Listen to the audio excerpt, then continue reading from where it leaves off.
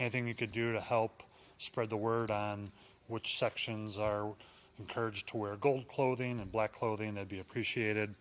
We'll have our friends from the Farm Bureau up here and Brandon Myers to talk to you all after Coach Ferentz speaks with you. And then after that, we'll go outside and take some photos, video opportunities in front of the banner over at Kinnick Stadium. There was some feedback that we got from some of you that this would be a good week to pause the assistant coaches with 2 media days, men's basketball yesterday, women's basketball on Thursday. We'll resume those next week. So we'll go the next 3 weeks with the assistant coaches. And see, those of you that requested credentials at Michigan State, they are mailing those this week. We will distribute those at the game this weekend or next Tuesday. And for transcript today, we'll just have a transcript of Coach, not of Brandon when he's up here. So with that, we'll get with Coach. Thanks, Matt. Good afternoon. Appreciate everybody being here. Talk a little bit about last Saturday and then shift our focus to this week's game. Good to be back in Kinnick, certainly. And, Saturday's game, certainly disappointing outcome. We knew going in it was going to be a big challenge, and, Ohio State's got an excellent football team. So, like always, I think most of you are familiar, we have a 24-hour rule. Not that that's anything new or creative, but basically what it means is we come in and look at the film on Sunday, see what we can learn as a staff, start there, and then also, share those films with the players and talk about improvements, things like that, and then also look at the good stuff. So, and then, after that, it's all about moving forward, putting our emotions aside, which it's always tough when you lose a game, but, having to move forward on Monday and getting ready for this opponent. So, certainly as a team loss, said that on Saturday. Everybody, has involvement and ownership anytime things don't go your way. And, bottom line is typically you can always do better, and that's win or loss, really. So that doesn't change a whole heck of a lot either. Ohio State played a really good football game. They've got outstanding talent, as I said a week ago, well coached, and certainly showed that. And, at halftime we're sitting at a, strikeable place, and then they drove the ball and scored, and then 3 turnovers after that. And you're not going to be anybody with 3 turnovers, particularly in one half. So that's a given. That's really not going to change. So that's the bottom line there. Saw some good plays out there. I thought our effort was good. Our guys competed hard. And now we got to push forward and try to build off the good things that we did see. So turn our sights forward here. Our captains, basically the same 4 guys. We've got Jay Higgins, we've got Luke Lachey, Cade McNamara, and Quinn Schulte will be our guys. Roster-wise, made an announcement yesterday. We had 2 players decide they're going to move forward and explore the portal in the out-of-season. So certainly I thank them for their contributions, wish them the best moving forward. And injury-wise, Addison, I think, is probably going to be out this week. I think it's realistic to think he'll make it back. So, a lot of guys with injuries, coming out of that game, physical game, both sides. And but I think, based on what I saw today, I think we got a chance to have everybody ready Saturday. So hopefully, outside of Strangle, we'll be good to go. Washington's a good football team, 4-2 coming into this game, 2-1 in the Big Ten. And obviously coming off a real big win against Michigan Saturday. They looked extremely strong and impressive. So Coach Fish has done a really nice job there. And, most of you guys know Washington was in the national championship game, whatever it would be, 10 months ago, pretty recently. And certainly a lot of things have changed since then. They've got a new staff up there. Jed did a great job at Arizona, really turning that program around and giving them life. And now he's doing a great job up there. He's got a really good staff. And it's interesting player-wise that, the team that played back in January, a lot of those guys have gone to the NFL. Some of them have gone on to other schools, and a lot of guys are back as well. So the nucleus of the roster is impressive, and then they've done a good job bringing guys in to supplement their team. So they're a really good team. Got new players and very, very well endowed that way. Offensively, a couple really good receivers. Quarterback has done a really good job and was a good college player in his previous school. He's really doing a nice job, but they're not just a throwing team. The running back from Arizona joined them. He's an excellent player too. So they're balanced offensively, do a really good job. Defensively, very multiple with their system. Steve Belichick's the coordinator, and came from the NFL, and you see some of that flavor, certainly with his packages, and there's a million of them. Then the other thing that's really kind of unique, they're very multiple in terms of the players they play, and I don't know that, the last 20 years I've seen as many guys playing defensively as they play, especially up front, and they're all doing it really effectively. They all have their roles, and they've done a really nice job with that. So they're playing really good defense and making it tough that way. And then special teams, they've been really sound. So overall, just a big physical team. They've been playing well and certainly played well this past week. So big challenge on our hands there. Kid captain this week, we got a 7-year-old from Panora named Jackson Castile. And Jackson, basically he's had some issues since birth. Just been fighting various things over at the children's hospitals and, doing a really good job. He's got one condition. It's really rare. I was told that he's one of 150 people in the world that's afflicted by this, but he's doing really well. 7-year-old, like I said, and plays T-ball, enjoys that, and his mom says he smiles a lot. So it'd be great to have him with us this Saturday. And last couple things here. First of all, I want to congratulate Brandon for the ANF Hall of Honor. It's really, really a great award, and Brandon had a great career here. I still remember trying to recruit him. We got on him late, and was not sure we were going to get him, actually. He was Mr. Basketball in the state of Iowa, and we were so smart we didn't recruit him till the very, very end, and luckily he chose to come here, and what a career he had, just a tremendous career with us, and went on and did a great job in the NFL too. So great to have him back and his family back, and I know his mom and dad will be excited to be here as well on Saturday. So really good there. And I think it's also of note that he's joining a couple former tight ends on that wall, Dallas Clark and Tony Moyaki, and then also one of his former teammates, Brian Balaga, went on last year. So it is a wall of honor. There's no question. All the guys up there are just outstanding. So congratulations, Brandon, on that. And just real quickly, just on a sad note, we've lost a couple former players here over the last couple of weeks.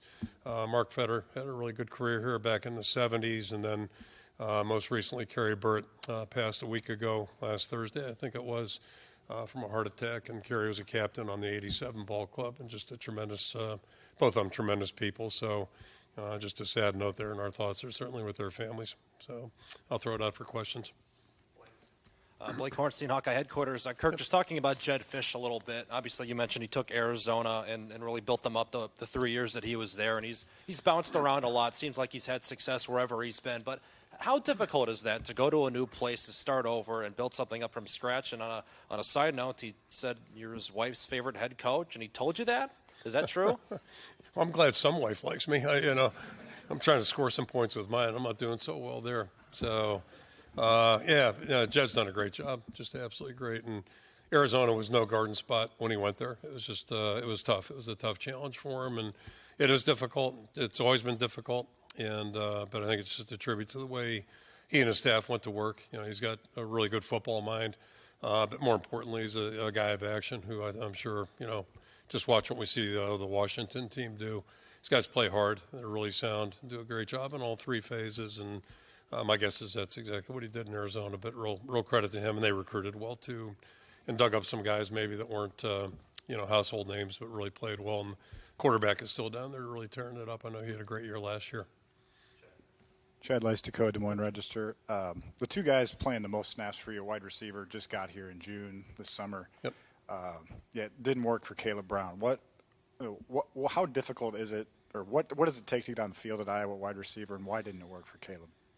Well, I don't want to talk about players that aren't here, but I can talk about Jacob Gill, a guy who did get here in June, like you said, and he's come in and worked hard. He just works hard, and he was not a household name at his last school. He's tremendously attentive, very detailed in his work, his preparation, and he practices every day and practices hard. So I mean, there's a lot of value in that, and that's true at every position.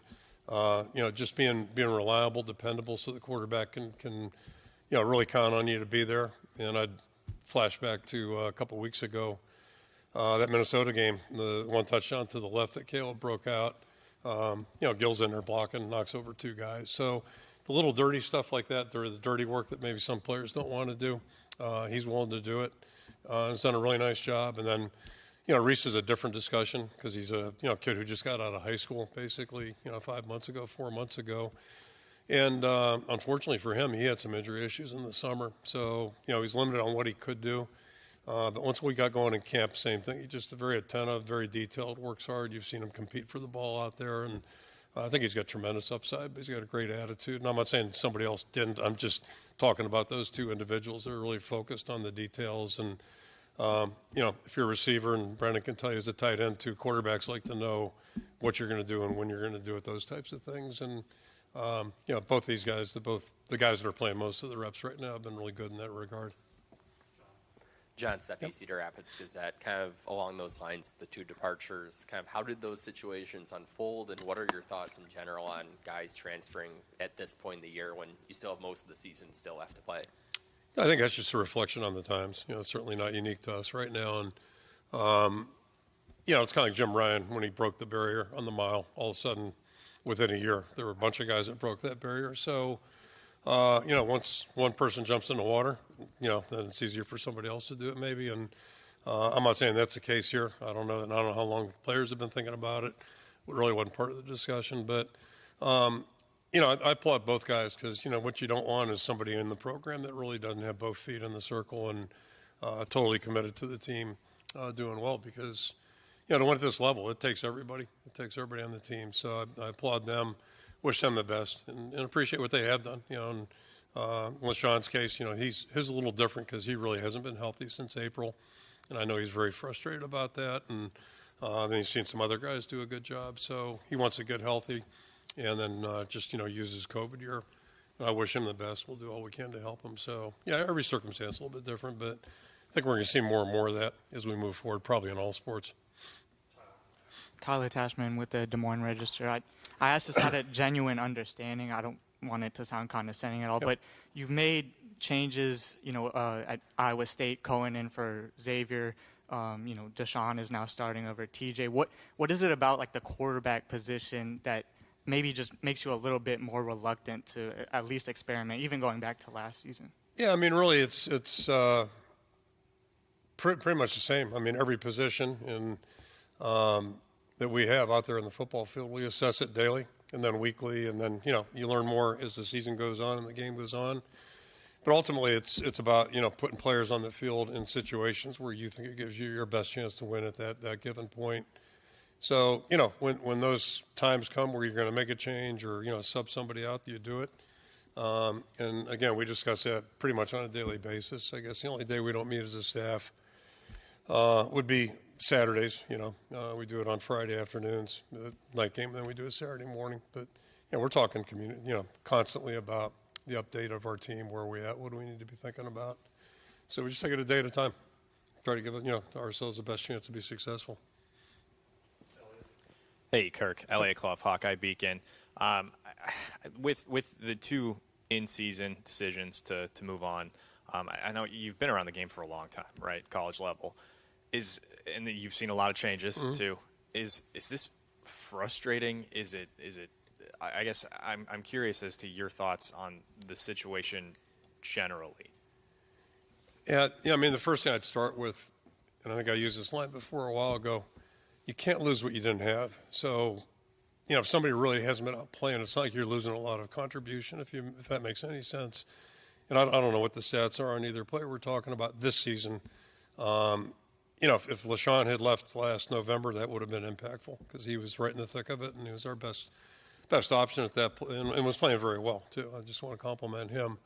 But, it's really not the case now, and I just talked about the injuries. That's affected him greatly, really, since April. And I feel bad. I feel bad anytime a player can't do what they want to do that way. But the bottom line is this, not to be callous, but if a player's really not playing, it's not like you lose anything that way. And then the other part of fall back on the line from Mike Tomlin about you don't want hostages on your team. Again, it doesn't do anybody good, especially the individuals, to be in an environment where they're not enthused to be there. It's just not good for anybody. So, just wish the guys well, and I hope they find happiness wherever they do go. I don't really mean that. And then, because I want all of our guys to be successful. And, right now our focus is on the guys we're coaching every day and, trying to give them their best chance to be successful moving forward here. David Eichel, HawkeyeInsider.com. Kirk, we know that Cade's gone through a lot of injuries and adversity throughout his career, but, just from a production standpoint, the last touchdown he's thrown against a power conference team was against Iowa back in 2021. I guess, what do you see with him throughout the week? He was hurt for 2 of those years, I think, so that's probably part of the void. But no, anyway, absolutely. Yeah. Okay. But what do you see just from him day by day and what we don't see that gives you confidence that he can go out there and produce for you guys? Yeah, I guess a couple things. We see him every day, so we do, and we assess all the quarterbacks, as you might imagine, like we do at every position. And then, the things that were obvious that didn't go well Saturday, my sister probably could tell you, turning the ball over, and then certainly the pick. And that was just a bad mental play on his part. That was the most disappointing play on my mind. He'd love to have it back too, but sometimes you don't get that choice.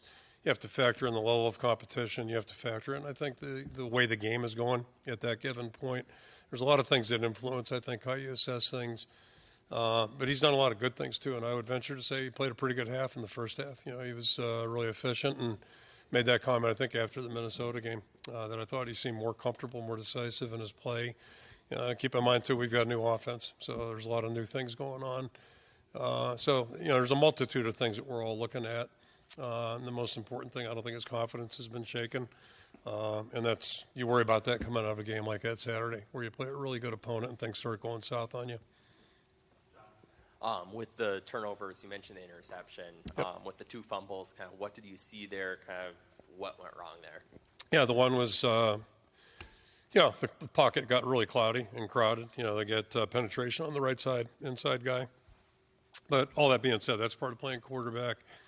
When things do get a little sticky in there, you got to really protect the ball. It's sometimes easier said than done, but that's something you just have to do, and he knows that. And then the last one looked to me like the ball just came out when I was watching the replay up on the board, and arm was coming forward, but it looked like his grip on the ball.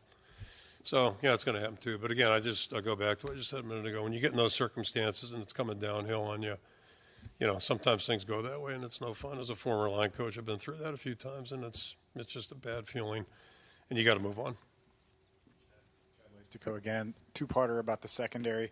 Washington comes in averaging 300 yards a game passing, so they lost a ton, but obviously they're still throwing it a lot. Your thoughts on that, and also related, because I don't know if I'll get the mic back, but Jalen Watson made the trip, got in the game, true freshman, I don't think he traveled to Minnesota, correct? What have you seen from him to elevate him to that level? He's showing up in practice, and it was more so in special teams, but he got in there a little bit, and excuse me, he had a leg injury earlier in camp. It's probably impeded his progress, but he's a hard-working guy. He's got a good spirit to him, and has really kind of, I think, first surfaced in the special teams drills, which is, as you know, defensively especially, we see a lot of traits in those things where, it might be worth really working with this guy and trying to develop him. And we'll see how it goes. His role may increase as we go. We'll see. Perhaps on special teams, we'll take it week by week. But he's done a lot of good things. He's got a good future here based on what we've seen so far.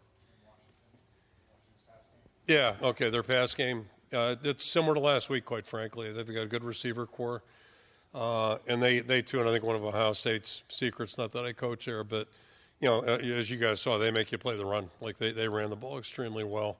They've got good players, and they're not one-dimensional. And I'd say the same thing about Washington, that the back is a really good player, and they got a couple guys behind him that are good, but he's a really good player.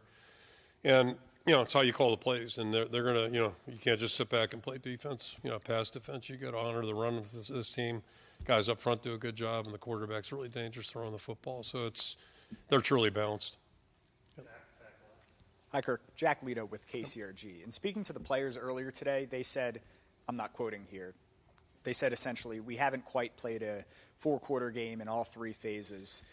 You mentioned earlier, first half it was pretty solid against Ohio State, kind of lost some things in the second half. Yep. Is the lack of all 4 quarters, is that starting to concern you, or is that something that is just going to happen throughout the season? Yeah, no, it's a race we'll run the whole season, and there's ebb and flow in everything you do. But when we do play complementary football, and when we do that, we've been pretty good, and we did that in the second half, time before Ohio State. But to get the consistency, and sometimes it's your opponent, sometimes it's you, whatever it may be, but that's what you're striving for. And so that's really what we're trying to get, and that's the objective. And we're hitting the midway point. This is game 6 for us, so you hope you're showing improvement. And that's one thing I think it's really fundamental for everybody to understand. I say everybody on our team and everybody involved. It's all about improvement and growth, and if you're doing things right, you should be improving and growing as you go along. Obviously, the injuries can factor into that, but that's got to be the goal. And regardless of what the wins and losses are showing, so that's really kind of where we're trying to keep emphasizing that, and our best teams have done that.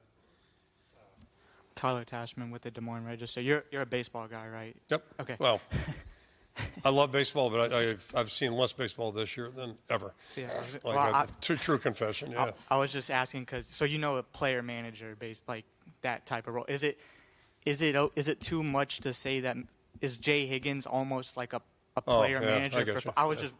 Is that a reasonable take? Do you feel like, or what are your kind of thoughts? I still read newspapers. There was a good article Saturday morning because we had time to kill, late kickoff about the Detroit manager and just their revival, which, I knew they were bad. I didn't know they were in the playoffs. But anyway, yeah, Jay's been great. I mean, he's been great. And I think that's twofold. It's Jay, who he is and how he is.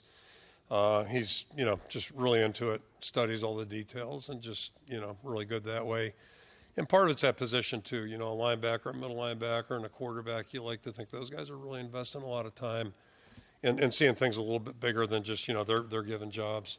And Jay certainly embodies that. Jack Campbell is the same way. I think that's something about our signal callers. Traditionally they've done that. And quarterbacks, since going back to the early 80s, I mean, they're usually spending more time on the film than probably in any other position. Those two positions are really and Jay's been just outstanding.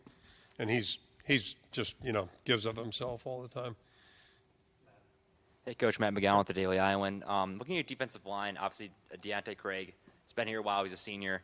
Talking with his teammates, they say he's always got a smile on his face. What does he mean to this team? And what does he mean to this team? Yeah, he's been outstanding. It started in recruiting, kind of like Jay at the same time, both from Indiana, and his high school coach was just, really complimentary of him. Then you meet Deontay, and you certainly understand. He's just been fantastic, and his growth and development's been fun to watch. He's kind of like a tweener guy in recruiting, a little bit linebacker, outside linebacker, defensive end. Worked extremely hard, and every time you see him, his demeanor's really positive. He's an upbeat guy, and I think that it's good for his teammates too because he shares that with them. Blake Hornstein, Hawkeye headquarters coach. I know you've had to wrap your head around a lot recently with the current age of college football, but you got a team from the Pacific Northwest playing your Big Ten home opener here. Is it? I guess how do you wrap your brain around that? It just seems kind of strange, I guess. Yeah, I think we all kind of realized when this we went to 16, then it became 18. But yeah, 16 was first. That was like July 3rd, something like that, and. The world changed at that point because, at some point we're going to go out there too, and it just, what a different world. And then you had 2 more teams up in the Pacific Northwest. So, yeah, it's very different. And it's going to be interesting, in a lot of different ways. Our travel out there, their travel here, what that is, and what's the long-term effect over the course of a season, all those kinds of things. So, yeah, it's just something we never had to deal with. But there's so many things in college football right now that fit in that category. So it's one more thing to just try to give thought to, and really until you experience it, probably you won't know the answers, and maybe experience it a couple times. Last question for Coach Chad Leistico again. You got it back. Yeah, I got it back. Good behavior. That's good. You're still on trial right now. Right. Careful. It's pretty significant loss of Stranga. I mean, you guys lean so much into 12 personnel. How do you overcome that? Do you keep going with 12 with Hayden and or Zach, or do you go more 11? What is your vision on this week? Yeah, Zach will be the next guy up, and then Hayden's done an unbelievably great job. Talk about Deontay and Hayden. I'd say the same thing about him. Just a really positive guy, and boy, I'm so glad he's here. I'm still not sure how he ended up here, but I'm really glad he is here. Because he's really been a big contributor for us, and Johnny Pascuzzi's played a lot of football for us. Same situation a year ago, and he really improved in the spring. He had a really good spring. He's been growing all the way through it, and doesn't say much. Always looks like he hasn't shaved in 3 days. I'm not sure how he keeps that growth the way he does, but he practices really well, and he'll do a good job too. So we'll, hopefully we won't lose anybody else, but we don't see it altering who we are, how we play. Yep. Okay, thank you. Turn over to Brandon. All right. Thanks, Matt.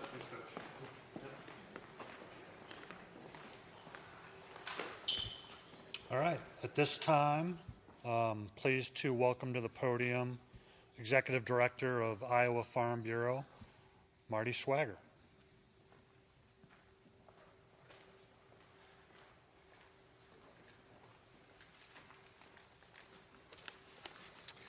Thank you, Matt. It's quite an honor to be here today and a privilege to introduce our 2024 A&F Wall of Honor recipient.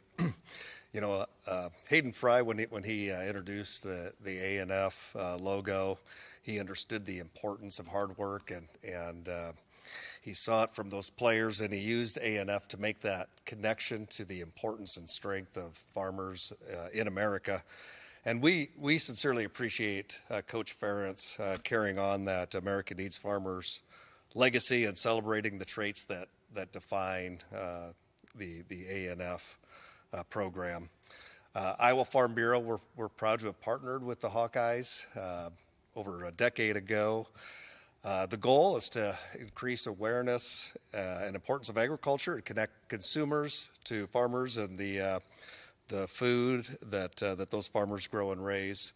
I should also point out the A&F program also supports food insecurity here in Iowa, and a lot of the funds that are raised are used to benefit the Iowa Food Bank Association. So we talk a lot about integrity and work ethic because these are the qualities that define A&F and the character of those former Hawkeye greats that we celebrate on the A&F Wall of Honor.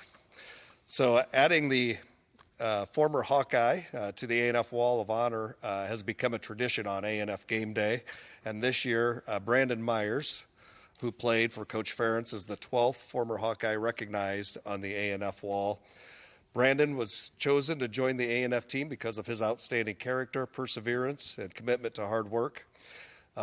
It's great that farming is also a part of Brandon's family heritage, and he credits that upbringing and the lessons that he learned on his grandparents' Iowa farm, instilling the work ethic that defined his successful college and NFL football careers from that experience. Brandon made an impact for the Hawkeyes, earning letters in all 4 of his seasons.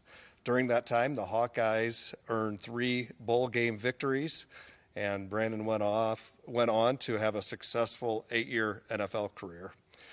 Brandon's character represents everything A&F stands for, and we're honored to have him join the A&F family as this year's A&F Wall of Honor recipient. So now I'd like to welcome the 2024 A&F Wall of Honor recipient, Brandon Myers, to the podium for a few comments. Thank you. Congratulations.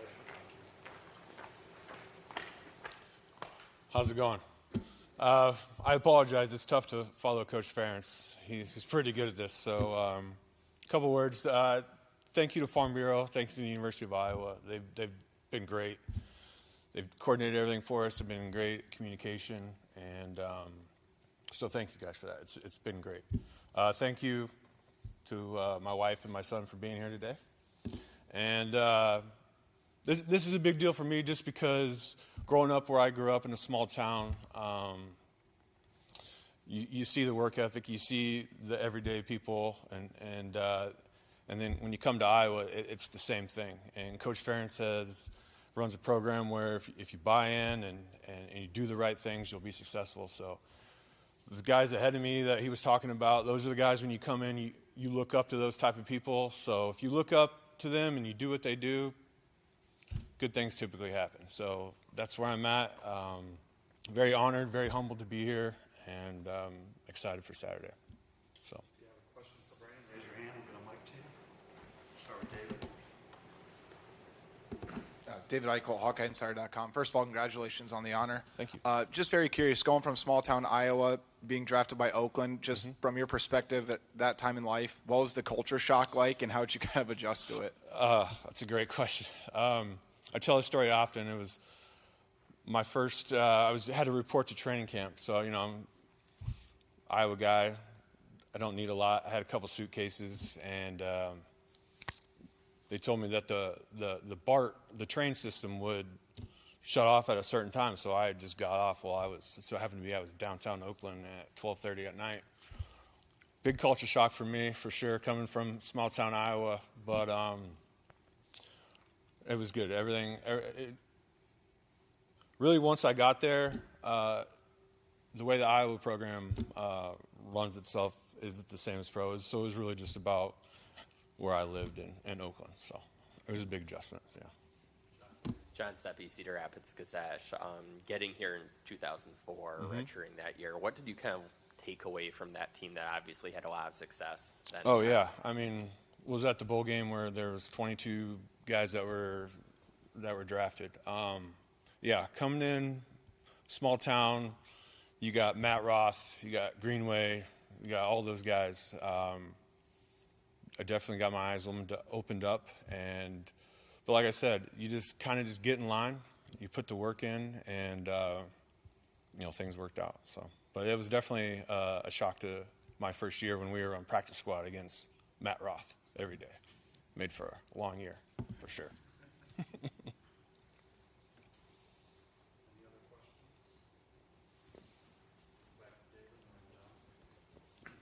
Obviously, being coached by Kirk, I'm just curious, what don't people in the public and in the media and all of that, what don't they see from Kirk that you feel like should be maybe shined a bit more publicly? To get me in trouble. I think it's kind of see what you get with him. He's behind closed doors. He just wants to coach football, really. So once you're in the meeting rooms, he just has a ton of knowledge, and he's just always someone that. From the outside looking in, it's Coach Ferentz, but once you're in the building, man, he'll coach you hard, and he'll let you know if you mess up, but that's just a part of it. And that was one of the first things. You get recruited by these coaches, and they come in, and they're all pretty nice and, telling you what you want to hear. First practice, you realize that, okay, this is why we're here, and Coach is good about that. And yeah, he just cares, and he's just has a ton of knowledge. So, if I'm doing my math right, is it 8 years since your pro career's been done? That sounds about right. Yeah. What's life been like in kind of post football for you? It's been good. We moved to the Valley, Phoenix, and it's funny. After I retired, you get 5 years of health care, so I was feeling great, Then that 5 years stops, and you start to get a little sore. No, but it's been good. So we been 8 years now, and transitioned into and I have a window cleaning business now. So I do a little bit of volunteering for football. I coach my kids' team, so it's been a good transition for real. So. Ethan Peter, Quad City Times. You've played almost twice as long as the average career length in the NFL. Sixth-round rookie isn't always, a lock to make the roster. How did your upbringing help prepare you for that opportunity and to make the most out of that opportunity? The University of Iowa taught me everything I needed for that, because I came here. You're in high school, small town. You're a big fish, right? You come here, and I realized real soon it was just about special teams. You were talking earlier, coaches. Get your feet wet on special teams, and good things happen. Yeah. So. Hey, Brendan.